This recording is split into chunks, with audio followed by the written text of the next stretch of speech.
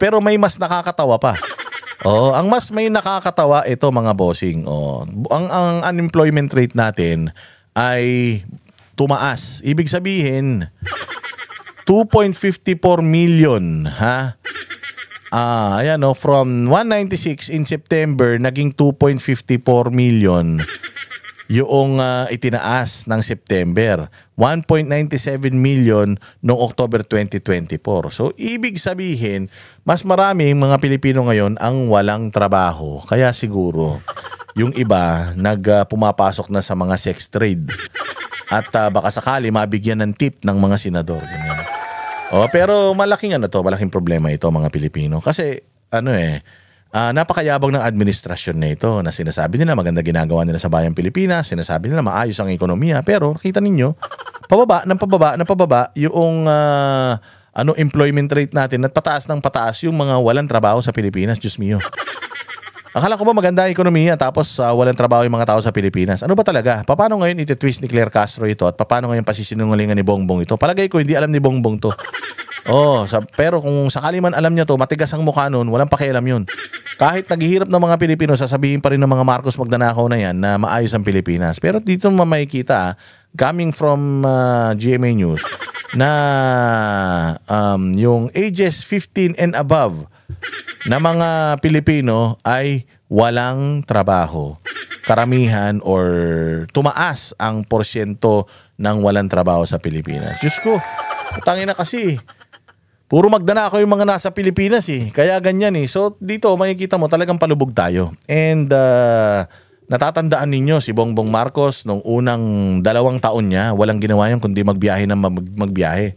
Kada biyahe niyan, sinasabi niya may investor siya, may investment. Meron daw siyang nahikayat na mga mag-i-invest sa Pilipinas. Pero makikita mo, tumataas yung unemployment rate natin. So ibig sabihin, budol.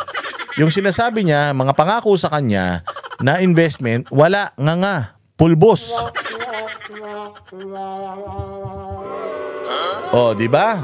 So yan ang unemployment rate natin. At hindi ka ba naman mabibwisit? Paano? Napakademonyo ng mga politiko sa Pilipinas. Di ba? Pinapasole ng PhilHealth yung 60 billion.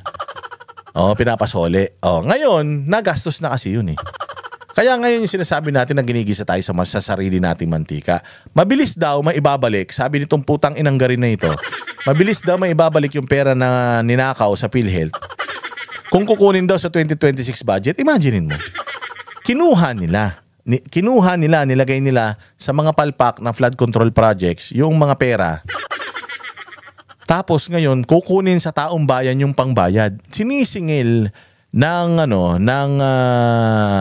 Supreme Court ang gobyerno ni Bongbong Marcos na isole yung pera ng PhilHealth. Tapos ang plano nitong mambabatas na ito, si Deng Bakshakwin, itong hudas hayop na ito na sigurado ko sinusunog ang kaluluwa nito sa impyerno dahil sa daming namatay na bata doon sa itinurok niyang gamot na ayaw nila mag-expire kaya itinurok na lang nila sa mga bata at ang daming namatay dahil dyan sa bakuna nito ni Garin nung panahon ni Pinoy Deng Baksha yun mga bossing, ang daming namatay doon. Ngayon ang panukala niya, ang tao ang magbayad doon sa inumit na 60 billion ng PhilHealth. Imagine nyo, kinakaltas na to sa sweldo natin buwan-buwan tong PhilHealth. Kinuha nila. Tapos ngayon, kakaltasan pa rin tayo sa PhilHealth. Tapos kukunin pa nila sa buwis ng taong bayan yung 60 billion para ipang-cover dito. Yung 60 billion na yan, di ba sinabi ko nga sa inyo, magkano yung tulay?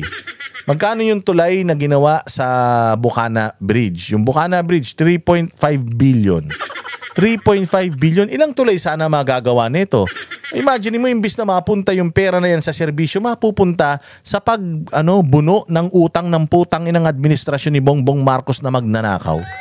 Dapat talaga mapakulong to mga pukin ng ina nito Sobra-sobra ang kahayupan na ginagawa sa Pilipinas nito Di ba sinabi ko na yan sa inyo? Pinagmalaki ni Bongbong yan Isosole natin yung 60 billion pesos. Meron tayong savings. Imagine, pinagtawanan pa nga ni Inday yan. Paano ka magkakaroon ng savings? Deficit ka.